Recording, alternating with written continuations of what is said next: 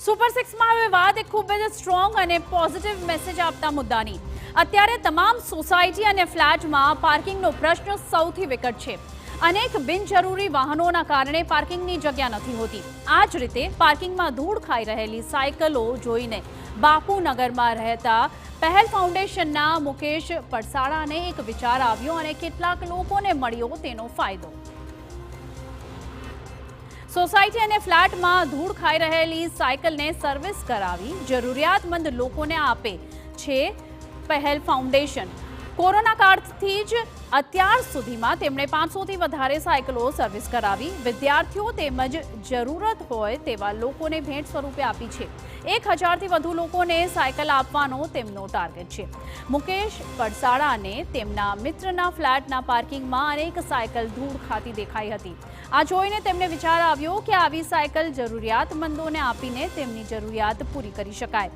આ માટે તેમણે આજુબાજુના વિસ્તારમાં જઈને સાયકલો શોધીને જરૂર હોય તેવા લોકોને આપવા માંડ્યા અને આ કારણે જ આ કેસમાં બ્રેક લાગી ગઈ હતી કોરોના કાળ દરમિયાન. જો કે વિદ્યાર્થીઓએ આવીને સાયકલ માંગતા તેઓએ આ કામ ફરી શરૂ કર્યું હતું.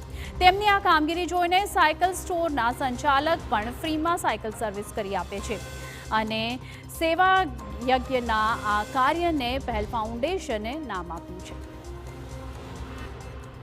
મિત્રોને ત્યાં ફ્લેટમાં જૂની સાયકલો ધૂળ ખાતી જોયા પછી વિચાર આવ્યો કે આ સાયકલો પડી રહે છે એના કરતાં કોઈ ચલાવે તો કેવું સારું.